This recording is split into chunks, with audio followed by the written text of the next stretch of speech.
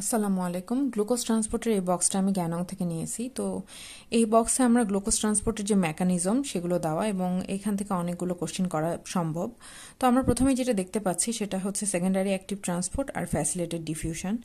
Secondary active transport বা sodium glucose co transport যেটা, এর মধ্যে আমরা দেখতে পাচ্ছি SGLT1 আর SGLT2। তো আমাদের যেটা মনে রাখতে হবে বা ইম্পর্টেন্ট সেটা হচ্ছে SGLT2, কারণ SGLT2 কিন্তু অ্যান্টি ইনহিবিটর, যেটা SGLT2 inhibitor anti diabetic drug হচ্ছে এম্পাগ্লিফোজিন, যেটা আমরা কিন্তু খুব ফ্রিকোয়েন্টলি ইউজ করে থাকি। তাহলে এই ক্ষেত্রে কিন্তু আমাদের মনে রাখতে হবে যে SGLT2 কোথায় থাকে, মানে এটার সাইটটা কোথায়, সেটা হচ্ছে রেনাল টিউবুলসে। রেনাল টিউবুলসে যখনই SGLT2টাকে ইনহিবিট করে দেওয়া হয় তখন কিন্তু আর গ্লুকোজ অ্যাবজর্পশন হবে না, তখন কিন্তু সেটা ইউরিন দিয়ে পাস করে যাবে। এখানে আমি আরেকটা জিনিসও লিখে রাখছি যে মিউটেশন অফ SGLT2 হলে সেই ক্ষেত্রে রেনাল গ্লাইকোসোরিয়া হয়। তাহলে আমাদের কিন্তু সোডিয়াম গ্লুকোজ কো ট্রান্সপোর্টটা পড়া হয়ে গেল। এরপরে আমরা যেটা দেখতে পাচ্ছি সেটা হচ্ছে ফ্যাসিলিটেড ডিফিউশন। এখানে গ্লুট 1 থেকে 7 প্রত্যেকটা আলাদাভাবে মনে রাখতে হবে, কিন্তু কিভাবে ইজিলি মনে রাখা যায় সেটাই আমরা দেখব। প্রথমে যেটা দেখতে পাচ্ছি সেটা হচ্ছে গ্লুট 1 অ্যান্ড 3। এরা কি করে? ব্যাজাল গ্লুকোজ আপটেক করে। ব্যাজাল গ্লুকোজ আপটেক বলতে কি কন্টিনিউয়াস যে সেলগুলোর গ্লুকোজের প্রয়োজন পড়ে, যেমন কি ব্রেইন, প্লাসেন্টাতে আমরা যদি কন্টিনিউয়াস গ্লুকোজ সাপ্লাই না দিই সেক্ষেত্রে কিন্তু বাচ্চা সার্ভাইভ করতে পারবে না। তারপরে কিডনি, একটা মেজর অর্গান, কন্টিনিউয়াস কাজ করতেছে।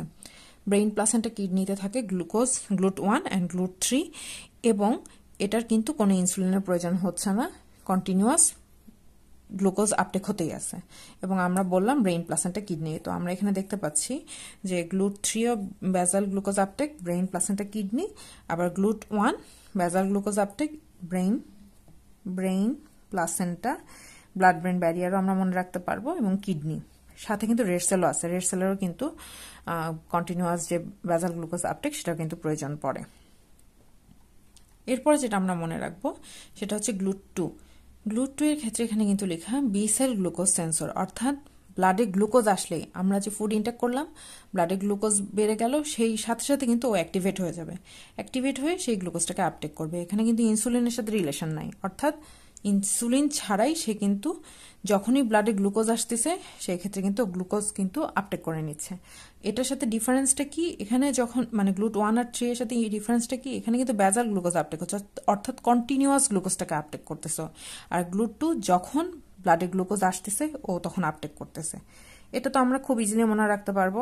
আইলেটস মানে প্যানক্রিয়াসে কেন দরকার পড়বে, যখনই গ্লুকোজ আপটেক হবে ও তখন ইনসুলিন রিলিজ করবে, এজন্য ওর কিন্তু এই যে গ্লুট 2 যে সেন্সর সেটা কাজ করবে, এবং যখন গ্লুকোজ বাড়লো গ্লুট 2 অ্যাক্টিভেট হলো, আপটেক করলো এবং ইনসুলিন রিলিজ করবে প্যানক্রিয়াস থেকে।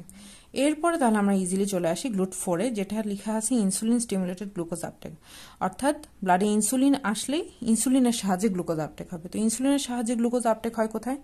স্কেলেটাল মাসেলে, কার্ডিয়াক মাসেলে, অ্যাডিপোস টিস্যুতে। অর্থাৎ ইনসুলিনের সাহায্যে গ্লুকোজ আপটেক হয় কোন কোন ক্ষেত্রে বললে সেটা কিন্তু এই মাসেলের সাইডগুলো, muscle and muscle fat. Adipose tissue বলতে আমি ফ্যাটকে বুঝাইছি, আর মাসেল বলতে স্কেলেটন অ্যান্ড কার্ডিয়াক মাসেল। এরপরে যেটা মনে রাখবো সেটা হচ্ছে গ্লুট 7, একটাই আছে লিভার। আর লাস্টে যেটা গ্লুট 5 দিয়ে মনে রাখবো সেটা হচ্ছে ফ্রুক্টোজ ট্রান্সপোর্ট করে থাকে, 5 ফ্রুক্টোজ ট্রান্সপোর্ট। এখন এটা থাকে হচ্ছে স্পার্মে, এক্ষেত্রে এটা মনে রাখবো যে স্পার্মে থাকে কিন্তু গ্লুট 5। তাহলে আরেকবার যদি আমরা রিকল করি, SGLT2 সেটা থাকে হচ্ছে রেনাল টিউবুলসে। এরপরে যদি আসি glute 1-3 basal glucose uptake, brain placenta kidney. এরপরে গ্লুট 2 এটা হচ্ছে গ্লুকোজ সেন্সর দিয়ে কাজ করে, বি সেল অফ আইলেটসে থাকে। এরপরে গ্লুট 4 ইনসুলিনের উপস্থিতিতে কাজ করে, skeletal muscle, adipose tissue. Glute 5 এর এফ, আবার ফ্রুক্টোজেরও এফ, সেই ক্ষেত্রে 5 ফ্রুক্টোজ, আর এটা থাকে হচ্ছে স্পার্মে। এরপরে গ্লুট 7 এটার সাইট একটাই, সেটা হচ্ছে লিভার। এছাড়াও যদি আরও অনেক কিছু মনে রাখা এখানে সম্ভব, আমি 2-3টা ইনফরমেশন এখানে অ্যাড করে দিই।